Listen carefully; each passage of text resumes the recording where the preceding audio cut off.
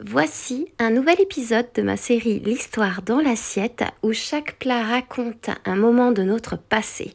Après les haricots des cow-boys, on plonge aujourd'hui au cœur de la famine de 1789. Quand il ne restait plus rien d'autre, même les pelures passaient à la marmite. Nous sommes à la fin du XVIIIe siècle, sous le règne de Louis XVI. Les récoltes sont très mauvaises, le prix du pain s'envole et le peuple affamé cherche par tous les moyens à survivre. Cette soupe d'épluchure n'est pas qu'une recette, c'est un témoin de l'histoire. Elle raconte la grande crise alimentaire de 1788-1789, quand les mauvaises récoltes et la flambée du prix du pain ont provoqué des émeutes et ouvert la voie à la Révolution française.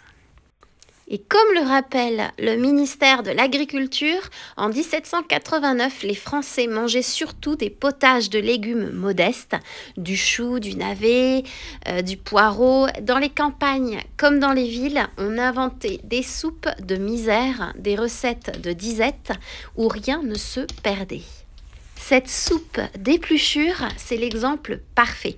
Un plat pauvre mais chargé d'histoire. Elle se compose de 3 ingrédients seulement, des épluchures, un peu de gras et de l'eau salée. Et pourtant, elle a nourri des générations entières. Alors moi, je prépare cette soupe avec les restes de mes légumes que j'utilise pour un autre plat.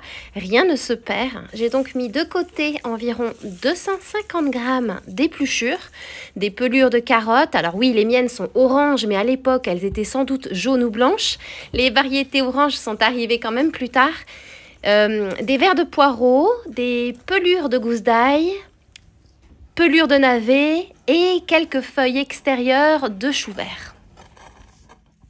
On peut vraiment utiliser ce qu'on a sous la main, ce que le potager, le marché offre. Et contrairement à ce qu'on pourrait croire, c'est une recette vraiment délicieuse, pleine de goût et d'âme.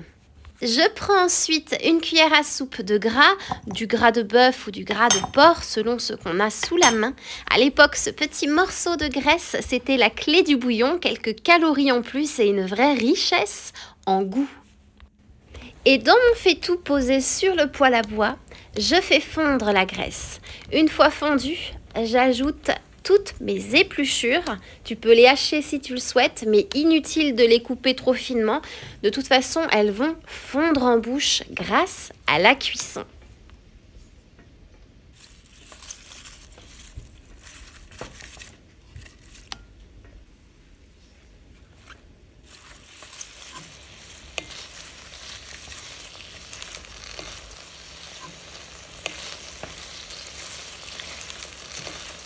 Je couvre le faitout et je laisse suer les épluchures quelques minutes pour qu'elles deviennent tendres, mais sans les brûler.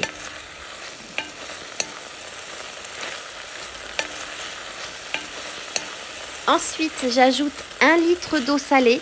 Je sale légèrement et je couvre à nouveau mon faitout. Et pour la cuisson, compte 1h30 si tu utilises un poêle à bois ou 2h30 sur un autre type de feu. Au fil de la cuisson, tu vas voir le bouillon s'assombrir, les légumes s'attendrir et la maison se remplir d'un parfum hyper réconfortant. C'est vraiment l'odeur d'une soupe de survie devenue un vrai moment de douceur. Et quand tout est prêt, 2 options s'offrent à toi. Soit tu sers la soupe telle qu'elle avec les épluchures, surtout si tu utilises des légumes bio ou du potager. Personnellement, je préfère cette version rustique. C'est nourrissant, c'est fondant et c'est surtout plein de caractère. Ou alors tu filtres la soupe pour ne garder que le bouillon. On ne sait pas vraiment s'il gardait ou s'il filtrait tout, mais j'aime à penser qu'il les mangeait parce que c'était ce qui permettait quelque part de tenir le coup. Tu peux aussi ajouter à la fin une poignée d'herbes sauvages comme des orties, du pissenlit, comme le faisaient parfois les paysans pour compenser le manque de légumes frais et ajouter un peu de verre.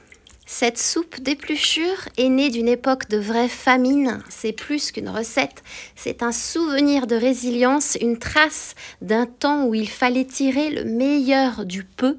Le pain, au prix de l'or, ne venait pas épaissir ce bouillon malheureusement. On le gardait précieusement pour le manger tel quel. Aujourd'hui, elle nous paraît rustique, cette recette presque austère. Mais elle représentait quand même de la nourriture, la chaleur d'un bol et la force de transformer le peu en nécessaire.